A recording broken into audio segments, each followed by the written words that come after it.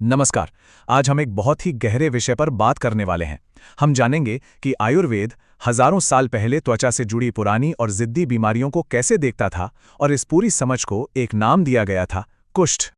कभी सोचा है कि त्वचा पर होने वाली कोई समस्या, कोई रैश या कोई दाग शायद सिर्फ त्वचा की समस्या हो ही नहीं? चरक संहिता, जो आयुर्वेद का एक बहुत ही फाउंडेशनल टेक्स्ट है, वो यही कहता है। उसका मूल विचार ही यही है कि हमारी स्किन पर जो कुछ भी नजर आता है वो असल में शरीर के अंदर से आ रहा एक मैसेज है। मतलब ये सिर्फ सतह की बात नहीं है, ये तो एक पूरी कहानी है जो हमारा शरीर हमें सुनाने की कोशिश कर रहा है। तो इस पूरी सोच को समझने के लिए सबसे पहले इस शब्द कुष्ठ को ठीक से समझना होगा। देखिए, आयुर्वेद में कुष्ठ का मतलब सिर्फ कोई आम स्किन प्रॉब्लम नहीं है। इसे एक सिस्टमिक मुद्दा माना गया है, मतलब एक ऐसी समस्या जिसकी जड़ें बहुत गहरी हैं, पूरे शरीर में फैली हुई हैं। तो चलिए अब इसकी गहराई में उतरते हैं। शुरुआत करते हैं सबसे बुनियादी सवाल से। आखिर ये सब होता क्यों है? चरक संहिता के हिसाब से इन बीमारियों के असली कारण, जिन्हें आयुर्वेद की भाषा में हेतु कहते हैं, वो क्या हैं? अच्छा, तो जब हम कारणों की बात करते हैं तो ये लिस्ट काफी लंबी और बहुत दिलचस्प है। इसमें सबसे पहले तो आता है विरुद्ध आहार, मतलब ऐसे फूड कॉम्बिनेशन जो एक दूसरे के साथ ठीक नहीं बैठते, जैसे दूध के साथ मछली खाना। फिर एक और चीज है शरीर के जो नेचुरल अर्जेस हैं, जो स्वाभाविक वेग हैं, जैसे उल्टी या छींक, उन्हें जबरदस्ती रोकना। इसके अलावा गर्म और ठंडे का गलत क्रम, या फिर नए अनाज, दही, नमक, खट्टी चीजें, इन सब का बहुत ज्यादा सेवन करना। यहां तक कि जब पिछला खाना पचा ना हो और उसके ऊपर ही और खा लेना, उसे भी एक बड़ा कारण माना गया है। और तो और पंचकर्म जैसी जो शुद्धिकरण की प्रक्रियाएं हैं, अगर वो ठीक से ना की जाएं तो वो भी वजह बन सकती हैं। लेकिन सबसे हैरान करने वाली बात तो ये है कि इसमें सिर्फ शारीरिक कारण नहीं है। ग्रंथ में साफ लिखा है कि बुजुर्गों और गुरुओं का अपमान करना या दूसरे पाप कर्म भी कुष्ठ की वजह बन सकते हैं। इससे पता चलता है कि उस समय में फिजिकल हेल्थ को मेंटल और एथिकल हेल्थ से अलग करके नहीं देखा जाता था। सब कुछ एक दूसरे से जुड़ा हुआ था। ठीक है, तो हमने कारण तो जान लिए, लेकिन जब इन कारणों की वजह से शरीर का सिस्टम गड़बड़ा जाता है तो उसके बाद होता क्या है? मतलब ये बीमारी शरीर में पनपती कैसे है? चरक संहिता इसकी पूरी प्रक्रिया, जिसे हम पैथोजेनेसिस कहते हैं, उसे समझाती है। और ये कोई सिंपल कॉज एंड इफेक्ट वाली बात नहीं है, ये एक बहुत ही कॉम्प्लेक्स प्रोसेस है। इस पूरी प्रक्रिया को समझाने के लिए कॉन्सेप्ट दिया गया है जिसका नाम है सप्तको द्रव्य संग्रह। इसका मतलब है 7 चीजों का एक कलेक्शन या 7 फैक्टर्स का एक ग्रुप। समझिए कि यही वो फ्रेमवर्क है, वो ढांचा है जिसके आधार पर कुष्ठ पैदा होता है। यही 7 चीजें जब एक साथ मिल जाती हैं तो बीमारी की नींव रखी जाती है। तो ये 7 चीजें हैं क्या? चलिए इसे स्टेप बाय स्टेप समझते हैं। सबसे पहले शरीर के जो 3 मूल तत्व हैं, जो 3 दोष हैं, वात, पित्त और कफ, वो बिगड़ जाते हैं, वो दूषित हो जाते हैं। ये पहला स्टेप है। इसके बाद ये बिगड़े हुए दोष शरीर के 4 खास टिश्यूज या धातुओं पर असर डालते हैं: त्वचा, रक्त, मांसपेशी और लसिका, यानी कि स्किन, ब्लड, मसल्स और लिम्फ। तो देखिए, 3 दोष और 4 टिश्यूज, 3 और 4 मिलकर हो गए 7।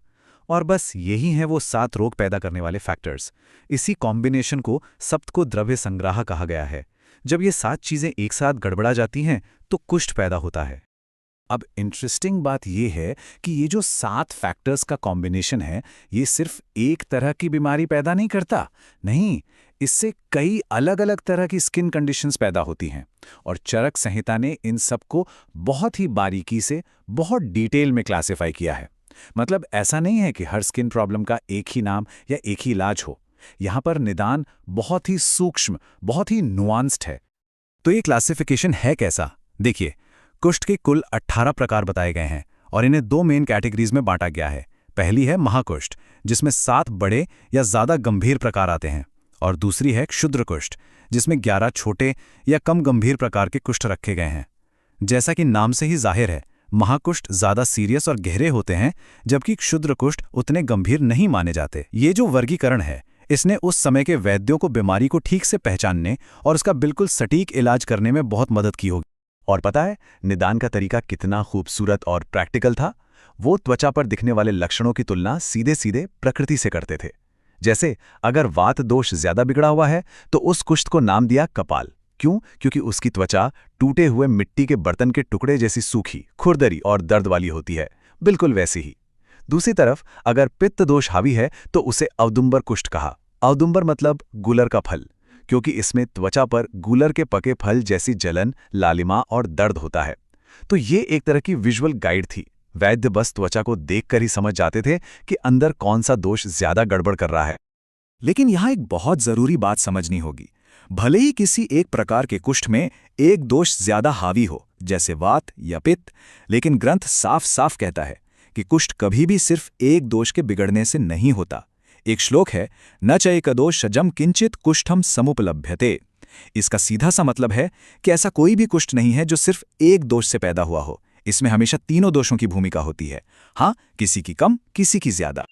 चलिए, तो हमने कारण समझ लिए, बीमारी कैसे बनती है ये देख लिया और इसके प्रकार भी जान लिए।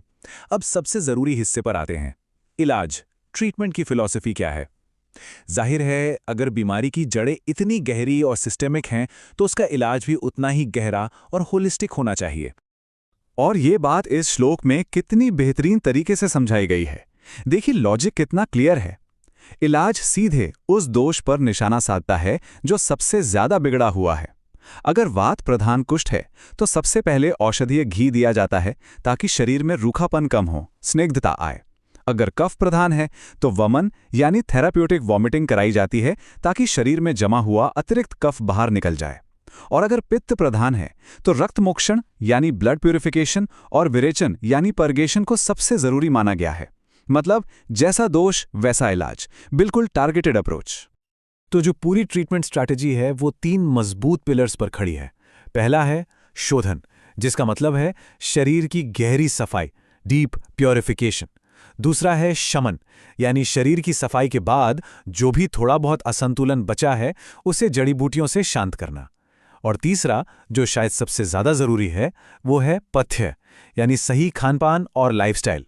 ये वो नींव है जिस पर पूरा इलाज टिका होता है। और सबसे बड़ी बात यह है कि इन तीनों को बराबर का महत्व दिया गया है। तो यहां पर जो असली लक्ष्य है ना, वो बहुत बड़ा है। लक्ष्य सिर्फ त्वचा पर दिख रहे लक्षणों को दबाना नहीं है, बिल्कुल नहीं। असली लक्ष्य है बिगड़े हुए दोषों को जड़ से पकड़कर सिस्टम से बाहर फेंकना और पूरे शरीर के स्वास्थ्य को फिर से बहाल करना। सोच ये है कि अगर सिर्फ लक्षणों को दबाया गया तो बीमारी फिर लौट कर आएगी, लेकिन अगर उसके सोर्स को ही साफ कर दिया तो स्थायी इलाज मुमकिन है। और इस लक्ष्य को पाने के लिए एक बहुत ही कॉम्प्रिहेंसिव टूलकिट इस्तेमाल किया जाता है। इसमें हर लेवल पर काम होता है। शोधन के लिए वमन और विरेचन जैसी प्रक्रियाएं हैं जो शरीर से अतिरिक्त दोषों को बाहर निकालती हैं। फिर रक्त मोक्षण है जो सीधे सीधे खून को साफ करता है, क्योंकि खून को बीमारी का एक मुख्य अड्डा माना गया है। इसके बाद आती है शमन चिकित्सा। ये 2 तरह से होती है, आंतरिक यानी अंदर से असर करने वाली जड़ी बूटियों के काढ़े, चूर्ण और घी, और बाहरी यानी त्वचा पर सीधे लगाने वाले लेप, तेल और औषधीय स्नान। तो ये एक मल्टी डायमेंशनल अटैक है जो शरीर के हर स्तर पर जाकर बीमारी को ठीक करता है। और इसी वजह से ये सिस्टम अपने तरीकों पर इतना भरोसा दिखाता है।